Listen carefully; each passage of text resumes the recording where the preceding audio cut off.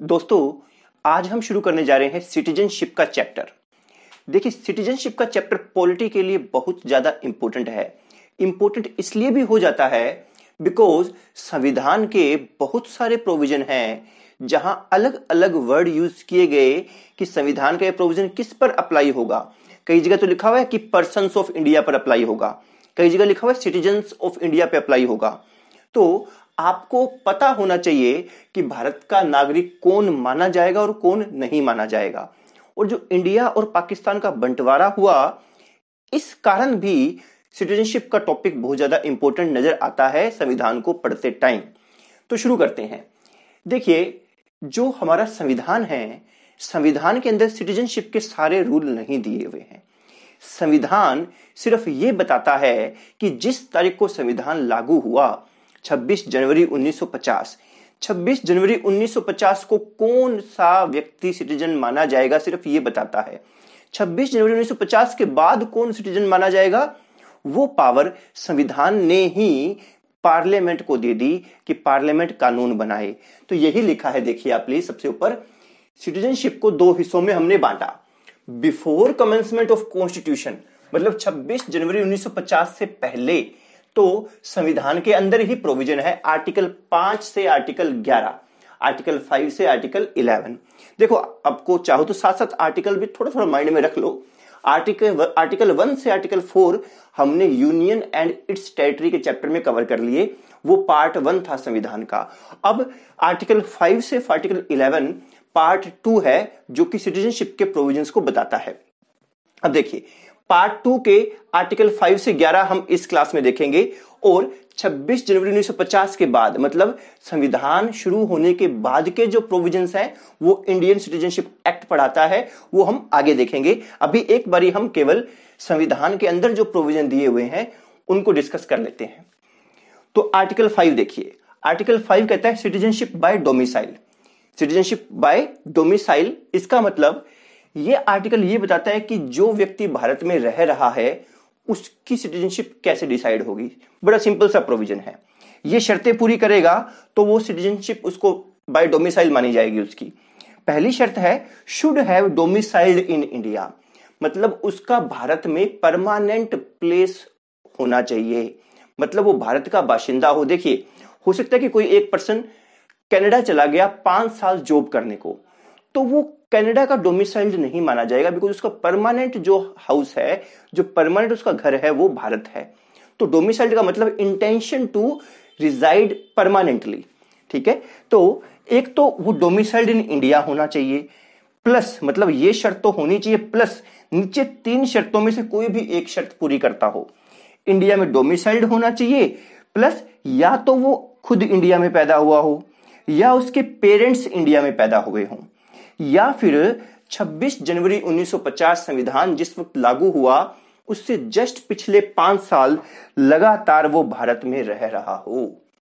इन तीनों में से कोई भी एक शर्त पूरी करेगा तो वो पर्सन सिटीजनशिप बाय डोमिसाइल उसको मिल जाएगी, ठीक है। दोबारा देख लो, should have domiciled in India, India में डोमिसाइल्ड हो, प्लस 3 में से एक या खुद इंडिया में पैदा हुआ हो, या पेरेंट्स इंडिया में पैदा हुए हो, या फिर पिछले 5 साल से लगातार वो भारत में रह रहा हो। तीनों में से कोई भी एक शर्त पूरी करे, प्लस पहली शर्त पूरी करे, उसे सिटीजनशिप बाय डोमिसाइल मिल जाएगी। अगला है आर्टिकल 6। आर्टिकल 6 किसके लिए है? देखो, आर्टिकल 5 तो उन लोगों के लिए था जो भारत में ही रह रहे हैं।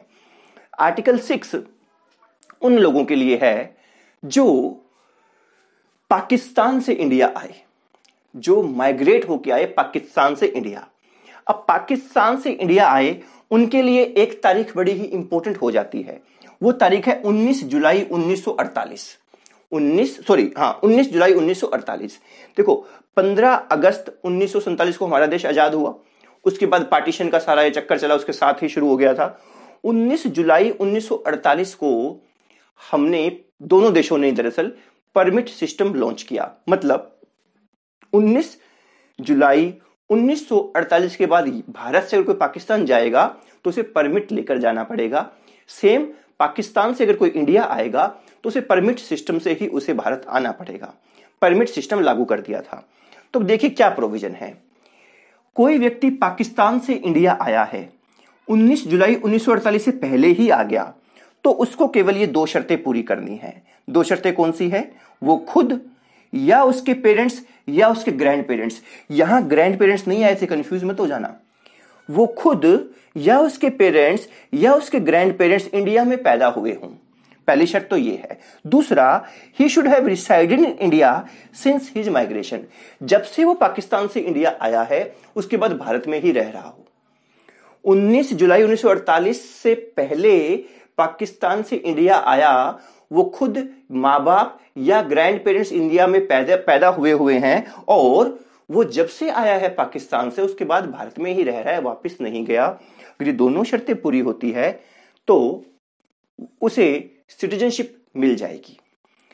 अगला क्या है? जो लोग 19 जुलाई 1948 के बाद आए उनके लिए कुछ शर्तें ज्यादा है।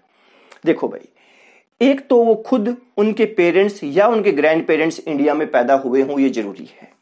दूसरा, वो जब इंडिया में आए हैं तो परमिट सिस्टम से आए हों, मतलब जो परमिट सिस्टम लागू किया है ना, परमिट सिस्टम के अनुसार वो इंडिया में आए हों, किसी और तरीके से ना आए हों। तीसरा, जब से वो इंडिया में आए हैं रीमाइग्रेशन के बाद में, मतलब वहां से वापस आए हैं, उसके बाद कम से कम 6 महीने बीत गए हों उन्हें इंडिया में रहते हुए, और 6 महीने बीत चुके हैं। उसके बाद जो कंसर्न्ड ऑफिसर हैं उनको वो एप्लीकेशन देंगे कि हमारा यहां रजिस्ट्रेशन किया जाए, और कंसर्न्ड ऑफिसर ने उन्हें एज ए सिटीजन रजिस्टर कर दिया हो। ये कार्रवाई जब पूरी हो जाएगी तब उन माइग्रेंट्स को सिटीजनशिप मिलेगी इंडिया की।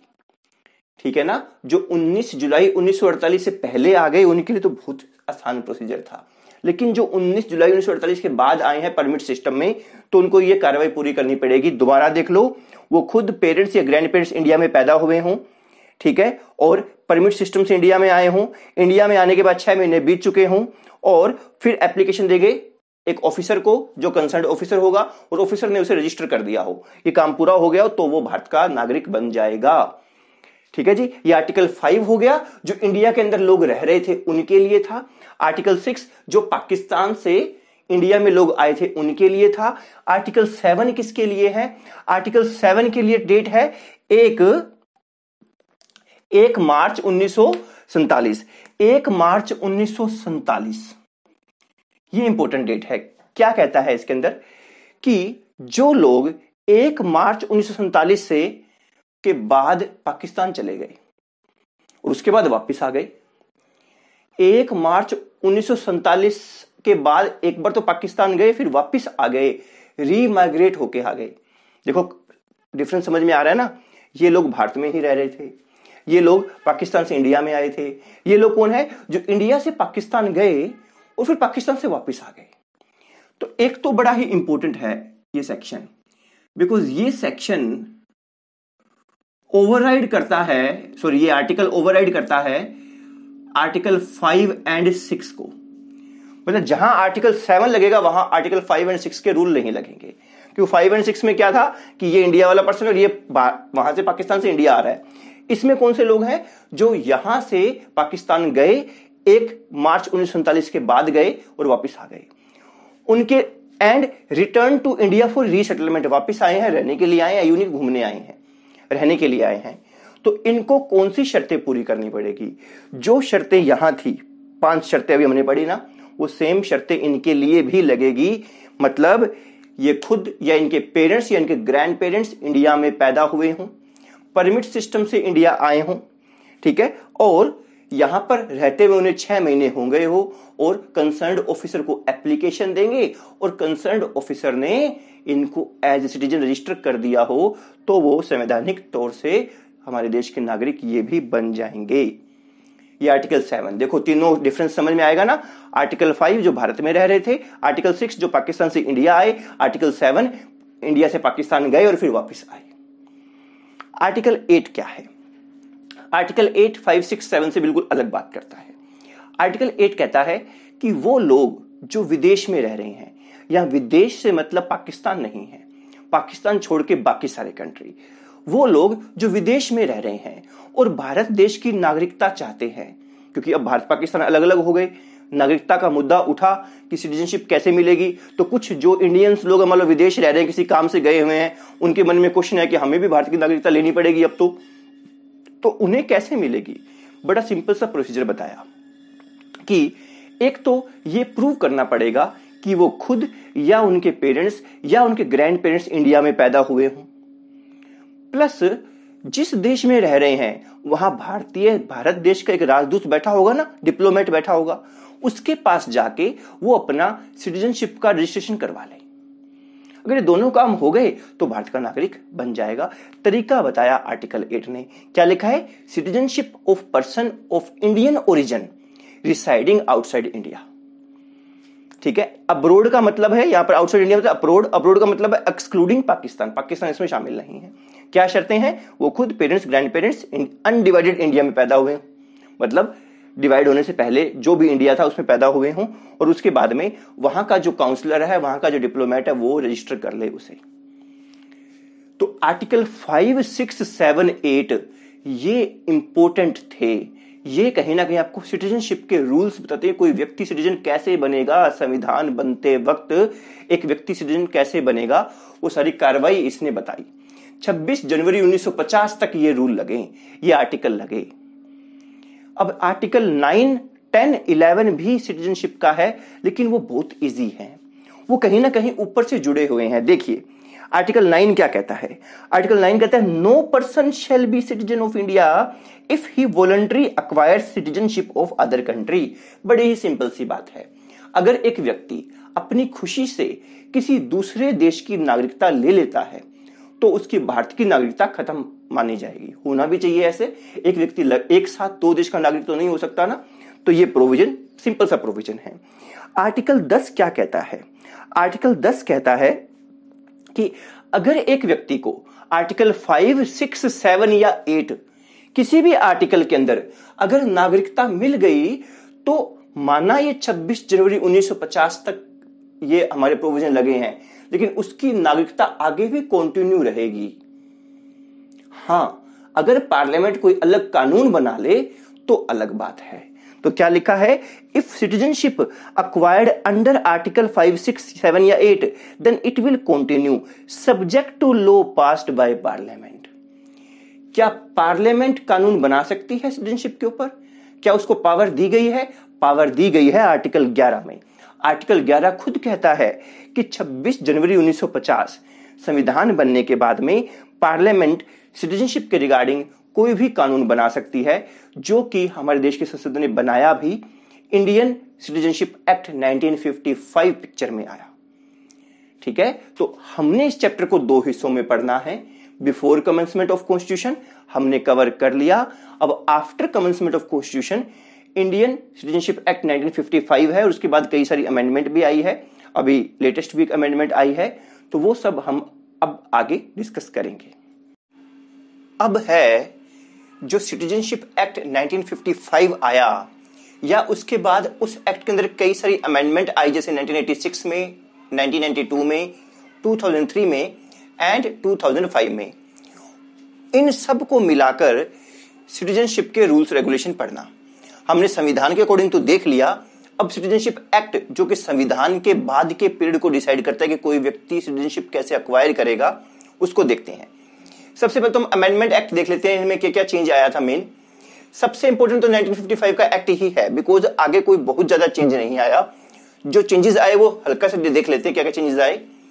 1986 के अमेंडमेंट एक्ट के अंदर तो बोर्न इन इंडिया की डेफिनेशन आई कि भी पहले तो क्या था, भी कोई भी व्यक्ति भारत में पैदा हो वो सिटीजन बन जाया करता था, लेकिन यहां पर क्या कर दिया कि व्यक्ति जो भारत में पैदा हो प्लस उसका जो फादर है वो इंडियन सिटीजन होना चाहिए।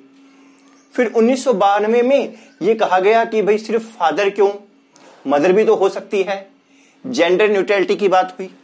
तो 1992 में डिस्क्रिमिनेशन अगेंस्ट वुमेन वाली बात आई कि आइदर पेरेंट, कोई भी पेरेंट पैदा हुआ हो, अब कोई भी पेरेंट इंडियन सिटीजन हो तो उसको सिटीजनशिप मिल जाएगी। फिर 2003 में क्या हुआ कि इलीगल इमिग्रेंट वर्ड जोड़ दिया। इलीगल इमिग्रेंट का मतलब यह होता है कि भी किसी भी जो भी पेरेंट्स है उनमें से कोई इलीगल इमिग्रेंट ना हो। इलीगल मतलब कोई जाली दस्तावेज के थ्रू ना आया हो, या जिस पासपोर्ट के जरिए वो आया था, जो उसका वीजा लगा था, उसके बाद जो अवैध तरीके से ना रह रहा हो, कहीं ऐसा ना हो कि वीजा एक्सपायर हो चुके उसके बाद भी वो इंडिया में रह रहा हो, ऐसा कुछ ना हुआ हो। और फिर 2005 के अमेंडमेंट के अंदर ओवरसीज सिटीजन ऑफ इंडिया का प्रोविजन आया, वो जब आएगा तब हम देखेंगे। अब देखो भाई, सिटीजनशिप एक्ट, अगर आपको सिटीजनशिप अक्वायर करनी है तो सिटीजनशिप अक्वायर करने के 5 तरीके बताता है। Acquisition by birth, acquisition bye decent, acquisition bye registration, acquisition bye incorporation और एक्विजिशन बाय नेचुरलाइजेशन। इसको आप बद्रीनाथ की दुल्हनिया से याद कर सकते हो, आपको थोड़ा याद हो जाएगा जो भी 5 प्रोविजन है। और लॉस, रहना है तेरे दिल में के हिसाब से याद कर सकते हो। रिनंसिएशन के जरिए आपकी सिटीजनशिप जा सकती है, टर्मिनेशन के जरिए और डिप्राइवेशन के जरिए। ये बहुत ईजी है, सिर्फ ये वाला हिस्सा हमें मेन पढ़ना है। देखिए भाई, सबसे पहले सेक्शन 3 सिटीजनशिप बाय बर्थ। इसके अंदर यह है कि भाई अगर आपका जन्म भारत में हुआ है तो आपको इंडियन सिटीजनशिप मिल जाएगी इजीली। सिर्फ आपका जन्म अगर भारत में हुआ है तो ऐसा प्रोविजन रहा 26 जनवरी 1950 से लेकर 1 जुलाई 1987 तक। इस पीरियड में अगर कोई भी व्यक्ति भारत में जन्मा है तो उसे सिटीजनशिप मिल जाएगी। उसके पेरेंट्स इंडियन सिटीजन है या नहीं है कोई फर्क नहीं पड़ता था। 1 जुलाई 1987 से लेकर 3 दिसंबर 2003, मतलब इस अमेंडमेंट एक्ट के आने तक, प्रोविजन यह था कि व्यक्ति का इंडिया में पैदा होना तो जरूरी है ही है, प्लस उसका कोई भी एक पेरेंट इंडियन सिटीजन हो तो उसे सिटीजनशिप मिलेगी। फिर 3 दिसंबर 2003 से लेकर अब तक क्या प्रोविजन है कि कोई भी पेरेंट नहीं, व्यक्ति का जन्म इंडिया में हुआ हो और उसके दोनों पेरेंट इंडियन सिटीजन हो, या फिर एक पेरेंट तो इंडियन सिटीजन हो प्लस दूसरा जो पेरेंट है वो कम से कम इलीगल इमिग्रेंट ना हो। ठीक है ना, या तो दोनों ही इंडियन सिटीजन हो या फिर एक पेरेंट तो इंडियन सिटीजन हो, कोई भी एक पेरेंट, और दूसरा पेरेंट इलीगल इमिग्रेंट ना हो। यह प्रोविजन था। यह है सिटीजनशिप की एक्विजिशन बाय बर्थ। सिंपल है ना, समझ आ गया होगा आई थिंक। अगला है सिटीजनशिप बाय डिसेंट। डिसेंट मतलब आपके जो ऊपर की पीढ़ी है उनको देख के आपको भारत की नागरिकता मिल जाएगी। तो इसमें क्या है, अगर आपका जन्म देश के बाहर हुआ है, बोर्न इन इंडिया का तो हमने कर ही लिया, अगर आपका जन्म देश के बाहर हुआ है तो आपको भारत की नागरिकता मिल जाएगी यदि 26 जनवरी 1950 से लेकर 10 दिसंबर 1992 के अंदर तो क्या था, बस आपके फादर केवल इंडियन सिटीजन होने चाहिए। अगर आपके फादर इंडियन सिटीजन है तो, और अगर आपने इस पीरियड में अप्लाई किया है 26 जनवरी 1950 से लेकर 10 दिसंबर 1992, तो आपको भारत की नागरिकता मिल जाएगी। दूसरा, अगर 10 दिसंबर 1992 से लेकर 3 दिसंबर 2004 तक आपका कोई भी पेरेंट अगर इंडियन सिटीजन है, वही जेंडर न्यूट्रलिटी वाला रूल आ गया, अगर कोई भी पेरेंट अगर आपका इंडियन सिटीजन है, मदर या फादर, तो आपको भारत की नागरिकता मिल जाएगी। लेकिन दिसंबर 2004 के बाद क्या हुआ, अब कानून यह बनाया कि अगर आपका जन्म विदेश में हुआ तो जन्म होते ही 1 साल के अंदर अंदर पेरेंट्स जाएंगे इंडियन कॉन्सुलेट में, इंडियन एम्बेसी में, जिस देश में जन्म हुआ इंडियन एम्बेसी होगी, वहां जाएंगे, वहां एप्लीकेशन देंगे कि भाई आप हमारे बच्चे का as an Indian citizenship registration कर दो। जब आप एप्लीकेशन दोगे रजिस्ट्रेशन के लिए, तब आपको एक अंडरटेकिंग भी देनी पड़ेगी कि आपके माइनर बच्चे का जो अभी पैदा हुआ है, जो साल तक का है, आपको उस बच्चे का एक अंडरटेकिंग बनाकर देना पड़ेगा कि हमारे बच्चे के पास किसी और कंट्री का पासपोर्ट नहीं है। ये अंडरटेकिंग भी देनी पड़ेगी अदर पासपोर्ट की। मतलब आपके पास 1 साल का समय होगा बच्चे के पैदा होने के बाद कि आपको जिस देश में बच्चा पैदा हुआ है और आप में से कोई भी पेरेंट अगर वो इंडियन सिटीजन है तो वो इंडियन एम्बेसी में जाए और इस हिसाब से एप्लीकेशन दे दे।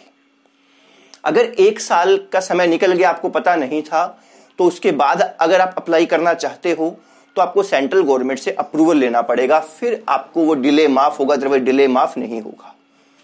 ठीक है जी, ये हो गया सेक्शन 4 सिटीजनशिप बाय डिसेंट। अगला है section 5 acquisition of citizenship by registration. देखो इसमें तो क्या था भी, कहीं ना कहीं आपके इसमें तो क्या बच्चा बाहर पैदा हुआ, इसमें इन इंडिया पैदा हुआ, इसमें क्या है इसको थोड़ा ध्यान से देखना। इसके अंदर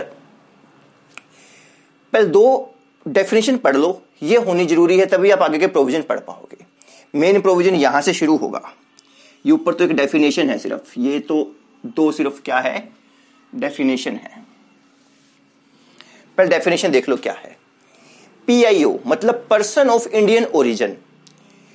कोई व्यक्ति पर्सन ऑफ इंडियन ओरिजिन कब माना जाएगा?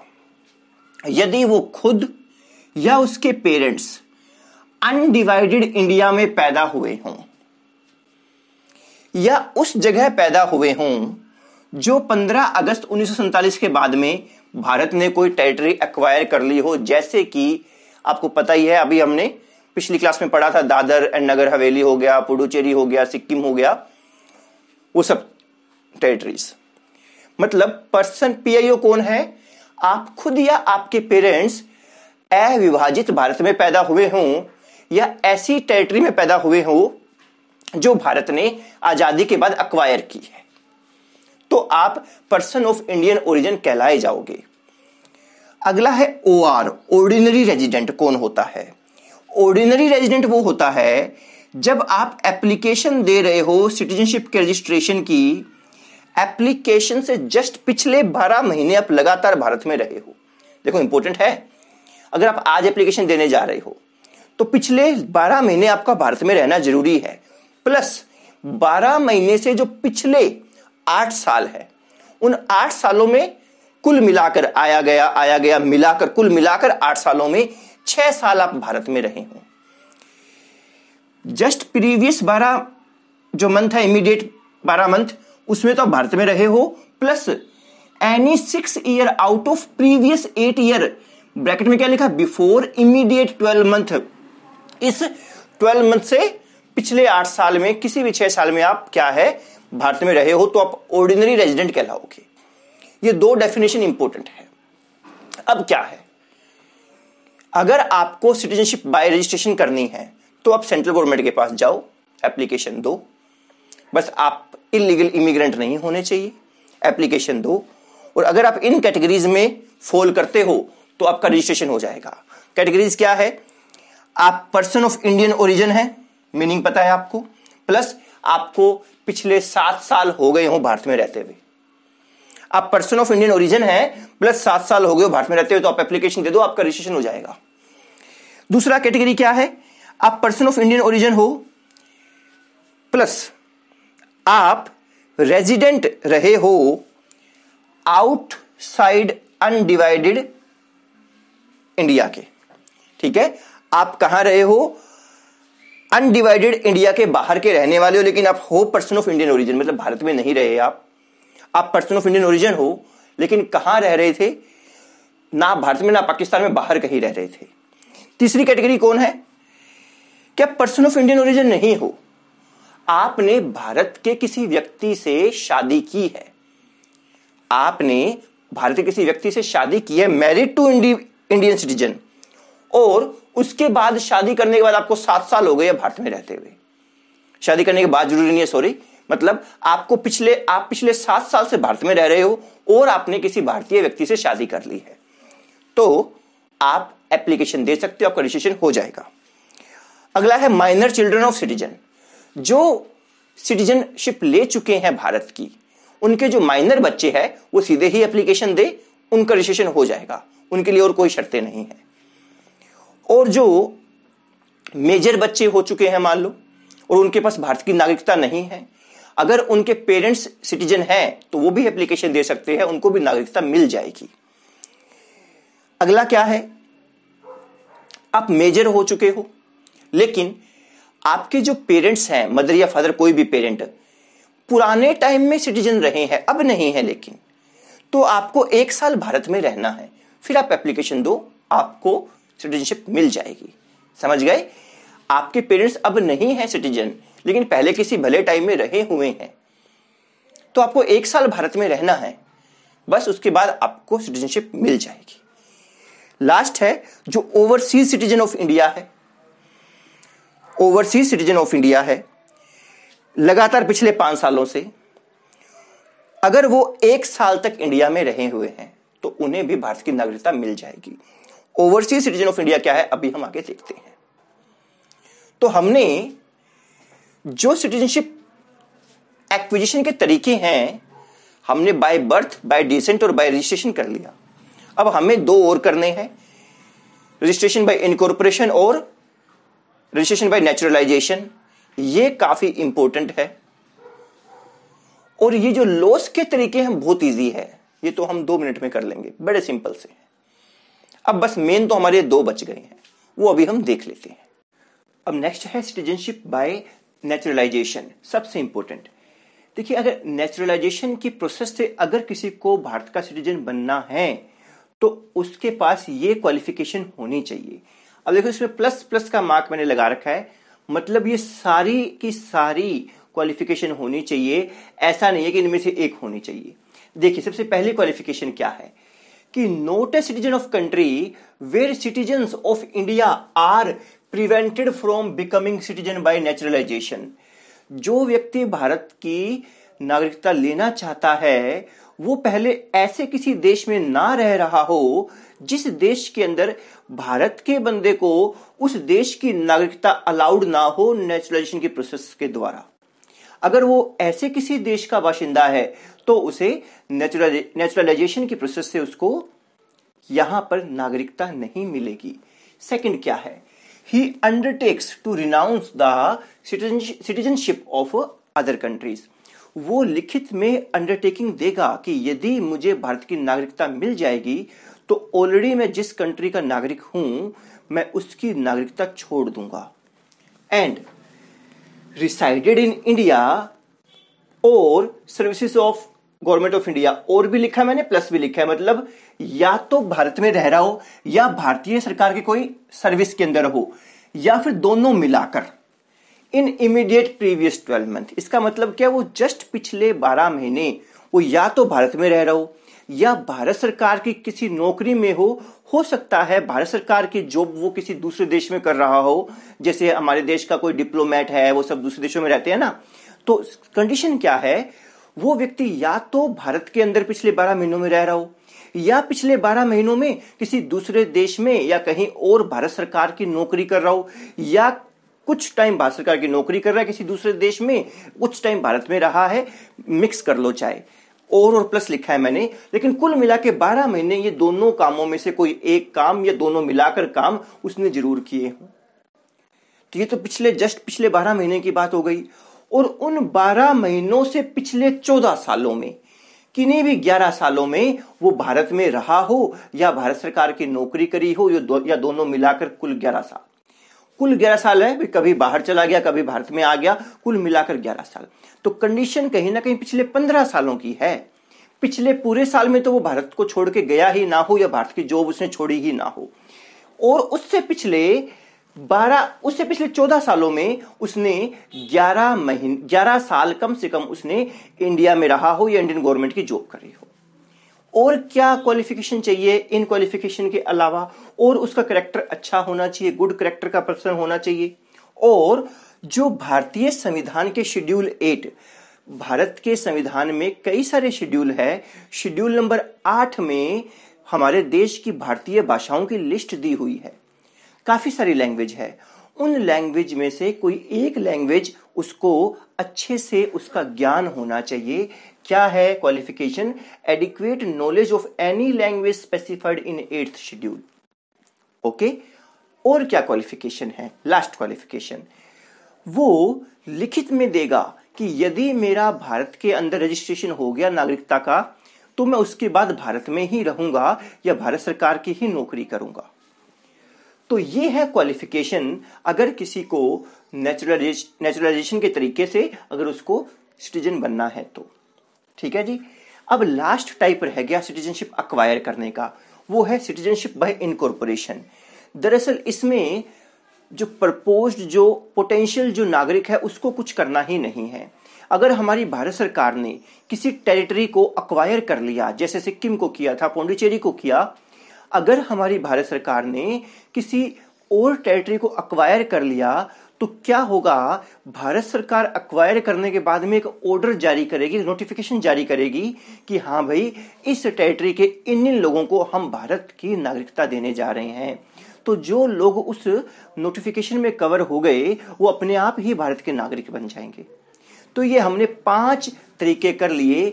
एक तो सिटीजनशिप बाय बर्थ था, एक सिटीजनशिप बाय डिसेंट था, एक सिटीजनशिप बाय रजिस्ट्रेशन था, एक बाय नेचुरलाइजेशन है, एक बाय इनकॉर्पोरेशन है। 5 तरीके हमने कवर किए कि इन 5 तरीकों से एक कोई भी व्यक्ति भारत सरकार की सिटीजनशिप को अक्वायर कर सकता है। अब लास्ट है, बड़ा इजी सा टॉपिक है, लॉस ऑफ सिटीजनशिप। एक व्यक्ति की सिटीजनशिप जा कैसे सकती है, वो खो कैसे सकता है उसको। पहला तो तरीका है रिनंसिएशन। रिनंसिएशन का मतलब है कि वो अपनी मर्जी से ही डिक्लेयर करता है कि हाँ जी मुझे अब भारत की नागरिकता छोड़नी है, और जब उसकी डिक्लेरेशन का रजिस्ट्रेशन हो जाएगा तो उसकी भारत की नागरिकता खत्म हो जाएगी, भारत की सिटीजनशिप खत्म हो जाएगी। हाँ, अगर भारत ऑलरेडी किसी वॉर टाइम में चल रहा है, कोई युद्ध चल रहा है, तो अगर किसी व्यक्ति ने डिक्लेरेशन दी है तो उस डिक्लेरेशन को होल्ड किया जा सकता है। वॉर में उस डिक्लेरेशन को होल्ड किया जा सकता है, रजिस्ट्रेशन के लिए बाद में रजिस्टर कर दिया जाएगा। दूसरा तरीका है सिटीजनशिप खोने का, वो है टर्मिनेशन। टर्मिनेशन में क्या होगा, अगर एक पर्सन अपनी इच्छा से वॉलंटरली किसी दूसरे देश की नागरिकता ले लेता है तो भारत सरकार की नागरिकता उसकी क्या हो जाएगी, खत्म हो जाएगी, टर्मिनेट हो जाएगी। तीसरा है डिप्राइवेशन। डिप्राइवेशन का मतलब उससे नागरिकता छीन ली जाएगी। किन दशाओं में, यदि ये प्रूव हो जाए कि जो उसने नागरिकता जो ली थी भारत की वो फ्रॉड से ली थी, सिटीजनशिप बाय फ्रॉड, और मतलब या डिसलॉयल्टी टू कॉन्स्टिट्यूशन, अगर कॉन्स्टिट्यूशन की डिसलॉयल्टी दिखाई है उसने, और अनलॉफुली ट्रेडेड और communicated with country with war, किसी देश के साथ हमारा युद्ध चल रहा है और गैर कानूनी तरीके से उसने उस कंट्री से कोई वार्तालाप किया या व्यापार किया तो भी उसकी नागरिकता जा सकती है। और अगला कौन सा, after citizenship with in 5 year imprisonment of 2 year.